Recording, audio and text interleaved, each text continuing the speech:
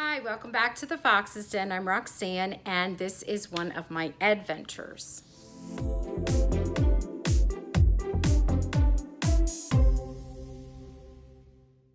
I wanted to talk to you about some tips that I have for starting your virtual classroom.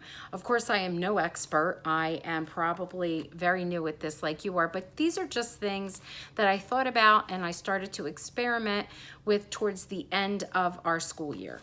So here we go. So the number one thing is just the whole idea of, you know how when you enter, your students enter your classroom, I don't know about you, but you know, there's a way to be greeted. Some people even have a list where they do like a fist bump with the kids or an elbow touch or a high five or just a good morning.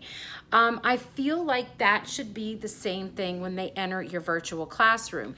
You should set sort of like a procedure for it, just for respect for each other. So I like to go through each of the kids' names, like I'm taking a list, and of course I write it down in my little notebook. That's another way for me to take attendance, even though it can be done digitally, but I won't always see that right away digitally, so this will be right there in front of me, and I'll be like, good morning Mark, good morning Jose, hello Karen, and I expect them to say, hi Mr. DeRenzis. I expect them to say it back, not a hello or I'm in a mood, none of that. Just like it would be like we were in class.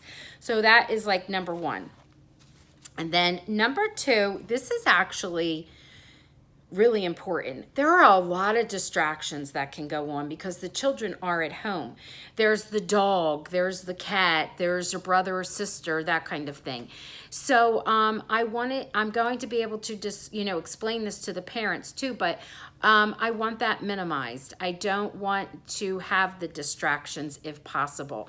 The children are supposed to be logging in at a certain time. I'm going to keep them on for a short time and then we log out. But this is like serious business. Our time is valuable and I expect that there won't be extra brothers and sisters and things like that. I want it to be, just us. I don't want to see your sister or, whoever's behind you coming in. And I know that can be hard, but we are starting this from the very beginning, and it is important with the distractions, and that's just how I'm going to handle it. Now, with that said, I have signals for different things. So, sorry, move my little list here.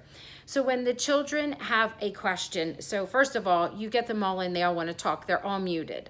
And when it's time for talking, if a child has a question, I ask them to do this. Raise their hand, actually be raising their hand like this. That's how I know they have a question, and then I can unmute them or they can unmute themselves. By the way, I like to use Google Meet. I know people like to use Zoom, but everything is done through Google in my district, and I feel that it is safer. It can be recorded, so if someone is absent, they could see what went on, and I like that. It's all run through our district, and the accountability is there, so I like that. But anyway, so again, this is my signal for question. This is my signal for if they want to make a comment. Maybe they want to comment on something or praise someone. So it's my symbol for that, and I teach that to them, or signal rather, because that's like part of sign language. Then I also have a signal for bathroom. They have to go to the bathroom, so they just have to make that kind of a signal.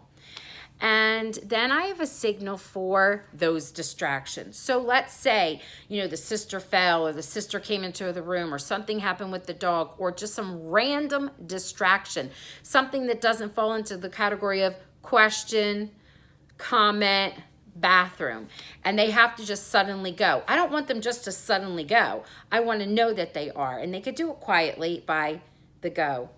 That's the go symbol. So then that's fine. Now, if that, happens too many times, then that's a conversation that I will have with the parents. I understand at first it seems like I was like, oh, I want my room to be just so. I want my teaching time to be just so. I do, but I'm also understanding of certain situations. But I think that it'll be much more structured because we're starting from the beginning. We're not just thrown into it. So those are just some things that I've been considering. And then for the last piece is, how do I want to exit out? Oh, I'm sorry. There is one more thing before that. Transitions. So when I'm going to be transitioning, let's say from teaching a writing lesson to teaching a reading lesson, or from ELA to social studies, I'm going to be playing music for them. Now, some of you know how to hook that up into your, right onto your screen and all that. I have a doorbell that I ring in my class. It has all different kinds of rings, and I have it on a lanyard, and I just squeeze it and the kids know a transition is happening. I have to go get that from school. I could bring that here and you would be able to hear it, but I'm also just going to play some music. I have an Alexa device. I have my phone that I can play the music from, and the children will know that it's a transition time. So that was something else to think about. And then the next thing is, how do we close out? So I'm going to say goodbye to the children, and I just don't want it to be a goodbye. Of course, I'm going to say any questions, any, comments that you would like to share. But I'm also going to do something that I used to do when I was in class with them all the time. I invite them, that's the key word, I invite them to share something, and they'll have, so many seconds to do it, to share like a number. It could be just a number. How are you feeling? How did you feel about today's lesson from 1 to 10? And if they wanted to go a little further with that, that's fine. I make little notes of that, and then I shoot them a little email, because if not, I would do it in person. I could do a one-to-one conversation too, through Google, and say, I saw that you were a 5 3 days in a row. Are you okay? Is there any way I can help? You can open that up. Sometimes we do it with a color. If you're a color, how are you feeling on your way out? And you might say, oh, I'm blue today, or I'm sunshine today, or just how are you? How's the lesson going? I'm okay, or I'm a little sad, or it was boring, or I'm angry because I wish I were in class, whatever. So I'm always going to make a little bit of time at the end of that time we are together to do that, because it is important, because you get lost in all of this. Even I as an adult get lost in all of this. Okay, so those are just some of my tips.